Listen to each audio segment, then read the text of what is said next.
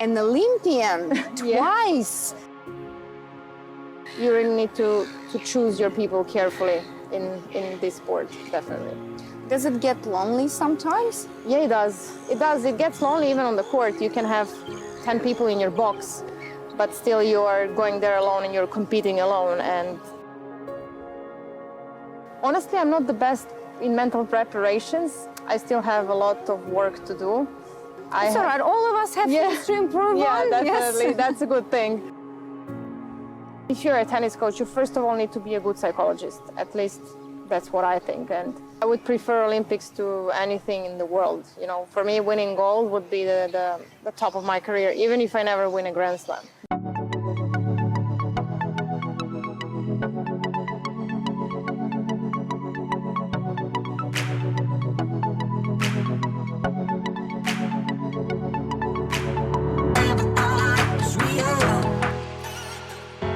Hi, I'm Elina Reddy and welcome to Foreign Influence. We're about to interview Alex Krunic, who represents Serbia. She is in Melbourne for the Australian Open.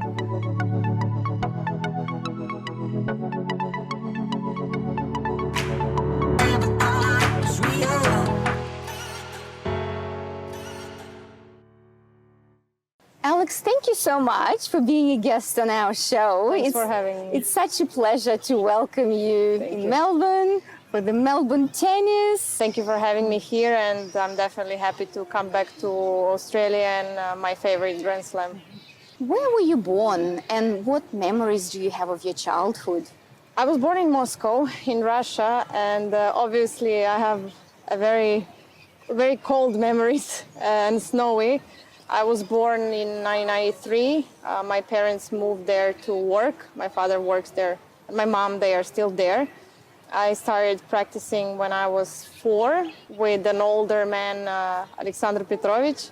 He used to train a couple of metro stations away from where we lived, and it was my first experience with sports in general and tennis. And at the age of 7, he told us that he thinks he cannot help me further and that I should seek for a better and a bigger tennis school, which happened to be Spartak. And in Moscow? Yes, in Moscow. And obviously you were showing a lot of potential and he must have been extremely impressed. Well, I'm not sure I was showing it at age of 5 or 6, but I was a very active kid.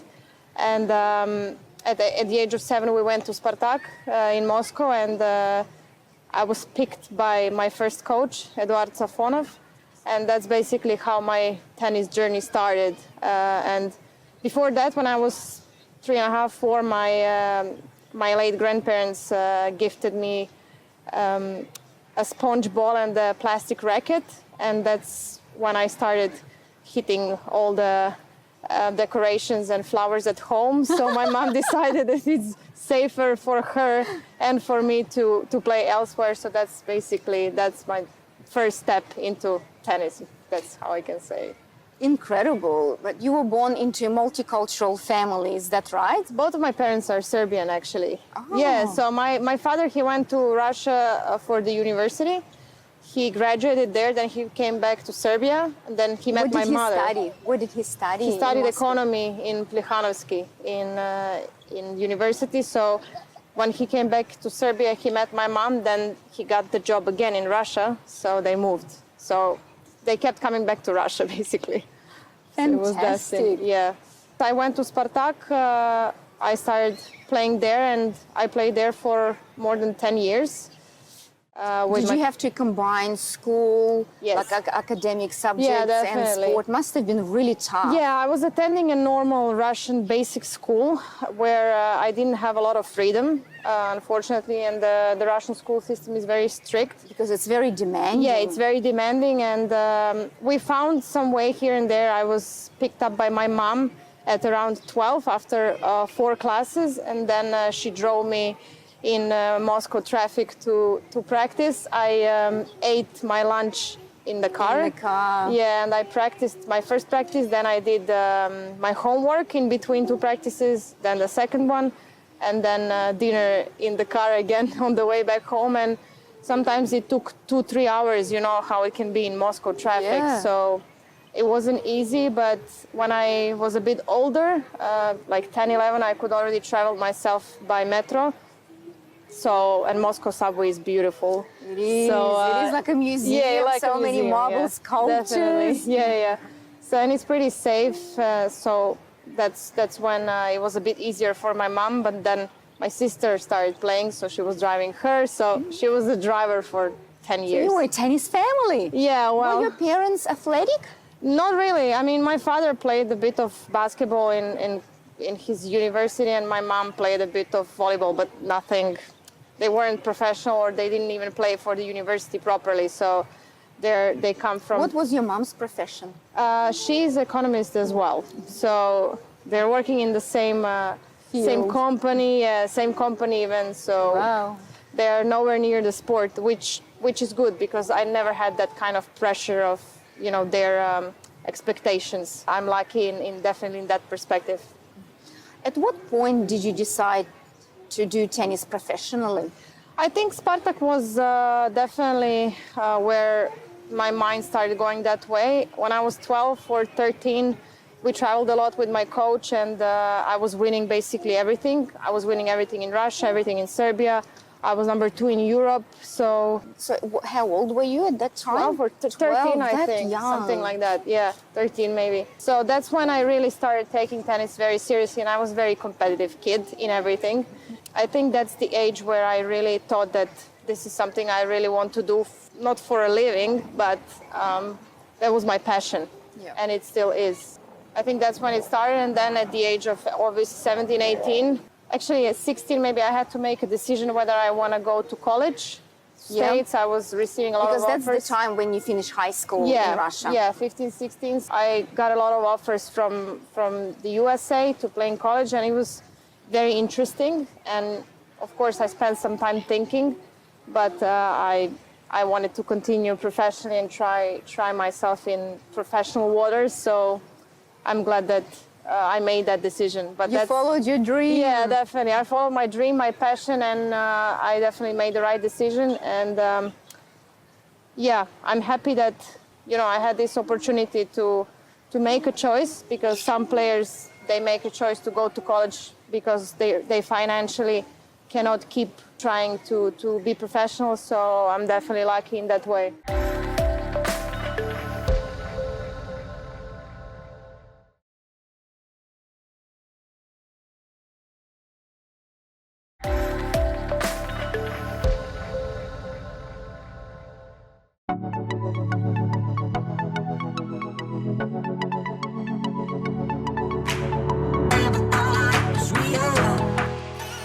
We're back with Foreign Influence. I'm Elina Reddy, and we're speaking with Alex Krunic, who is in Melbourne for the Australian Open.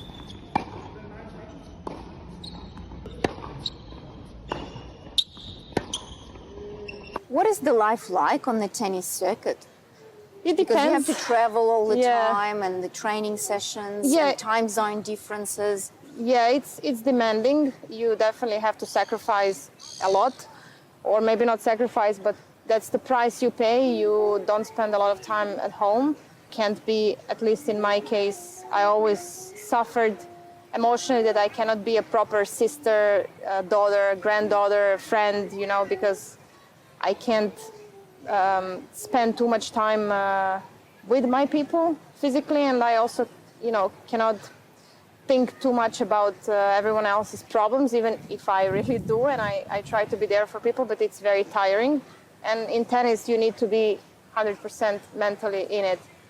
And of course, traveling, time zones, it's very tiring physically. You have to think about a lot of things, and you're never more than 2 weeks in one place. So at one point, I think everyone gets to the point where you just get tired of it. It's a nice life, and people see on the TV, they see, all this luxury and money and trophies and contracts and everything, but it's definitely everything but that's the top of the iceberg. But everything else is hard work. Who travels with you?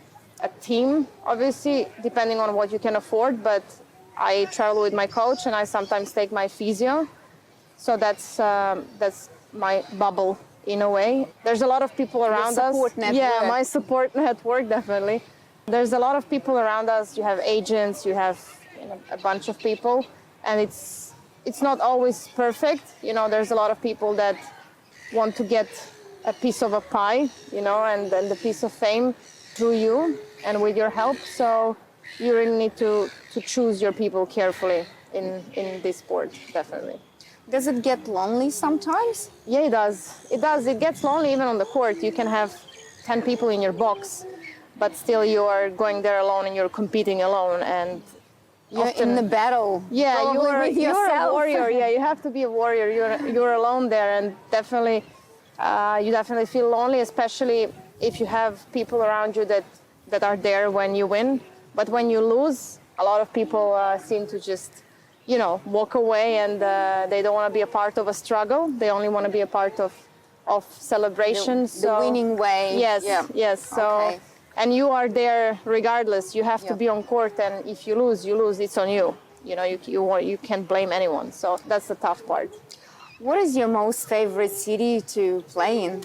I love Melbourne, not because I'm here. Yay, lucky us! I really love Melbourne.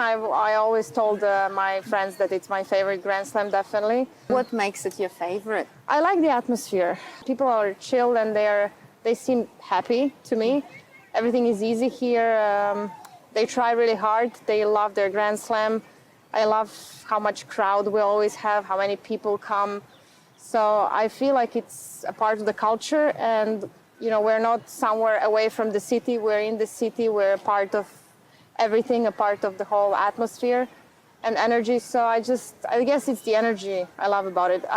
It's one of the worst Grand Slams for me, performance-wise. I never played well here, but I always love to come back here. So, How is tennis playing on different surfaces? an obvious difference where clay is slower, grass is faster, but physically for us it's tougher because when you go on grass, you have to stay lower with your legs. Clay, the ball bounces higher, so sometimes you get some shoulder pain, you have longer points. Clay matches are longer than the rest. And you have different balls used on those surfaces. Some are heavier, some are lighter.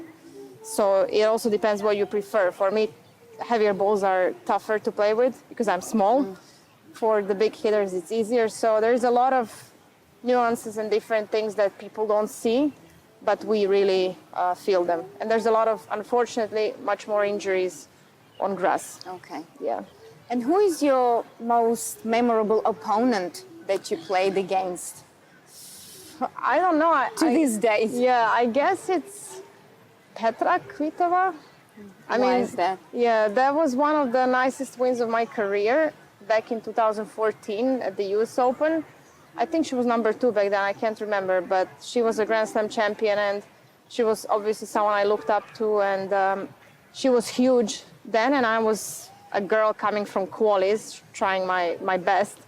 It must have been very encouraging for you, and must have given empowering. Yeah, it gave me a lot of confidence and it gave me a lot of belief, because you work for it your entire life and then you beat someone like that and you're like, oh, okay, I can actually do this. And also, I loved watching her, and I just love Petra. I think she's a great person and she's very respectful towards everyone, which I really love about her. And to me, it was one of the nicest moments, because I beat someone I admired, but still it was in a very nice and respectful way and a very fair play match. So that was definitely one of the most memorable ones. What is the morale like, or atmosphere on the circuit? Does it allow you to develop friendships, or is it really, really competitive? I think it depends on personalities. It's competitive, but I personally think that now with the younger generation, newer generation, it's getting a bit worse in terms of they are taught to be very competitive and to be in their circle with their team, which I don't think is right, because we can still help each other and we can talk to each other. It's not like it's going to affect anyone. I have a lot of really good friends from the tour.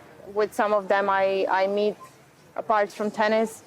So definitely, I know that I will keep a lot of good friendships from tennis when I finish my career. So for me personally, I just think it depends what you want and on your personality. But I'm very social, and I think if you're looking for a friend and if you're looking for making a friendship, it's definitely possible everywhere, let alone on tour. But the atmosphere is getting, to me, more and more competitive, which I'm not a fan of, but I hope it's going to change, and I hope with age, when these girls mature, they will understand that they can be competitors on the court, but off the court, it doesn't have to be like that.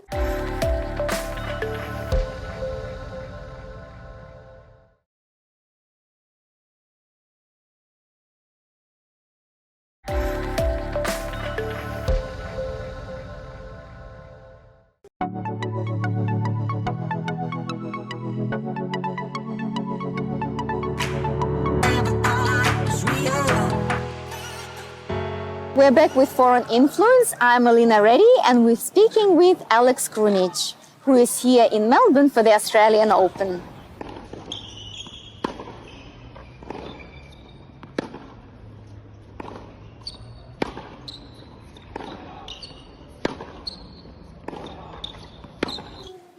Tennis is a very mental game. How do you prepare, and most importantly, how do you stay motivated? Honestly, I'm not the best in mental preparations. I still have a lot of work to do.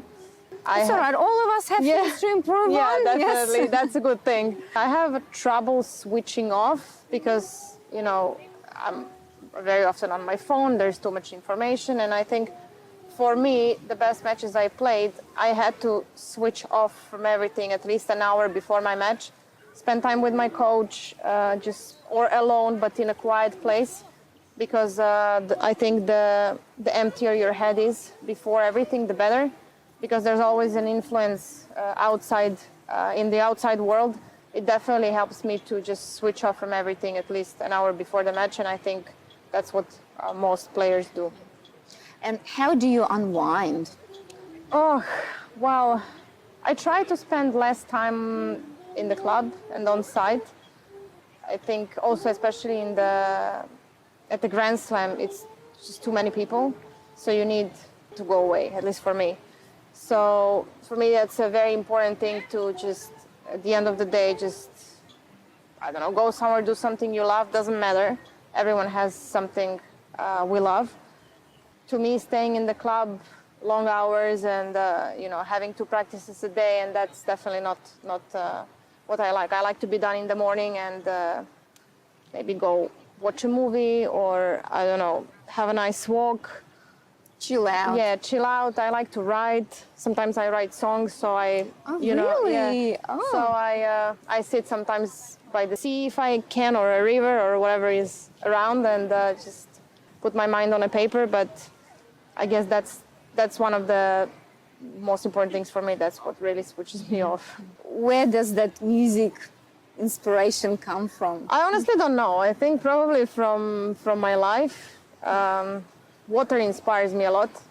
When I'm usually in the country where there is a sea or an ocean, that's where I just sit there and I start writing. So I think I write a lot when I'm in Croatia. Croatia inspires me for some reason. What city do you spend most time in? Belgrade. Belgrade. Belgrade, even though Moscow is my first love, and whenever I go there, I'm home. My soul is home. You have a city where you land and you're like, okay, now I'm connected. That's Moscow for me, but unfortunately, I cannot spend that much time there because my base is in Serbia. And why? How did that come about? When I was 18, I wanted a change. Me and my coach needed a break from each other, and I went to Slovakia to practice, and after 1.5 years, I came back to Serbia. And ever since then, I was thinking to come back to Moscow, but it's not easy to practice there, and everything is very far. The weather is not really good for tennis, so I decided that it's definitely more convenient to practice in Serbia. And then I had a Serbian team, so it just happened like that, And I also spend a lot of time in Split. My coach is from Split, and I love Split. Absolutely love Split. It's a beautiful part of the world. Yeah, definitely is. So What is spent your time there. coach's name? Izudin Zunic. He used to work in China for a couple of years. Then he worked with Magdalinet. And I know him from tour from very long ago. And we share a lot of similar things mental-wise. You know, he's more like a mentor to me. That's important to have that relationship For me, and that's connection. important. Yeah. If you're a tennis coach, you first of all need to be a good psychologist. At least that's what I think. And we all know forehands and backhands, but to get the best out of us at that given moment, you need to feel, you know, because our season is 11 months almost, and it's not going to be the same day every day. So that's what I appreciate about him, is that he puts his ego aside and he's there for me, and he's there to try to find the best way to get to me. And that's, for me, that's what matters the most. Take me through your day or your ordinary week. Like what is your schedule? I wake up around 7:30. We start at 9. Usually 9 to 12 is our practice time. It depends how I feel, but we try to make 2.5 hours at least on court, because I'm not a fan of 2 practices a day, so I would rather have a longer one. We obviously warm up before that, we go on court, and after that I do some exercises in the gym. I eat, go to physio if I need, have a massage, and I try to get out of the club, unless I really want to watch a match. That's what my day looks like. I am very proud of you because you are an Olympian twice.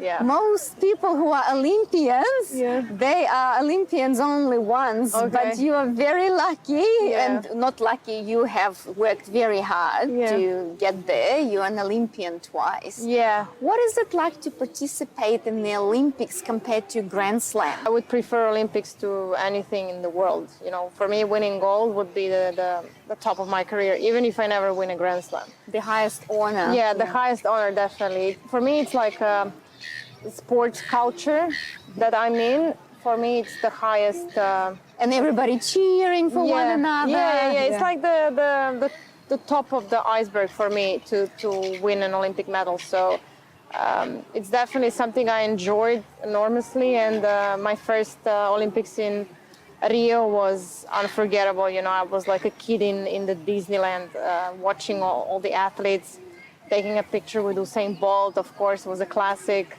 Eating in the same place with everyone, then watching them on a TV in different sports. To me, it's an unbelievable experience. I cannot compare it to anything. And then having a chance to compete again in Tokyo, with me being a huge fan of Japan and being there at the Olympics, obviously it was a bit different because it was COVID and there was a lot of restrictions. How was it different? We had to get tested every day. We got tested every day. We had to obviously be in masks and, you know, be socially distanced. We had this glass separators in the restaurant and everything, but how about the supporters? There wasn't any. No. Well, it was televised, and there were a lot of supporters watching television and cheering for you. Definitely. But there was no crowd, at least in tennis, and there was no crowd in the opening. Opening was much different to Rio. I'm sure, I mean, in Japan they did everything they could, but they were very restricted. So that was something that took away this Olympic feeling a bit, that I will attend or make one more, at least one more Olympic. I hope. Who was in the team this time around, in the tennis team at the Olympics? It was me, Nina Stojanovic. We played doubles. She played singles, and Ivana Jorovic, she played singles with her protected ranking. It was Kecmanovic and Novak. Well, thank you so much for a lovely chat. We wish you all the best. Thanks. And we are looking forward to cheer for you at the Australian Open and other tournaments. Thanks. I'm looking forward for your support. It's well needed. Thank you, guys.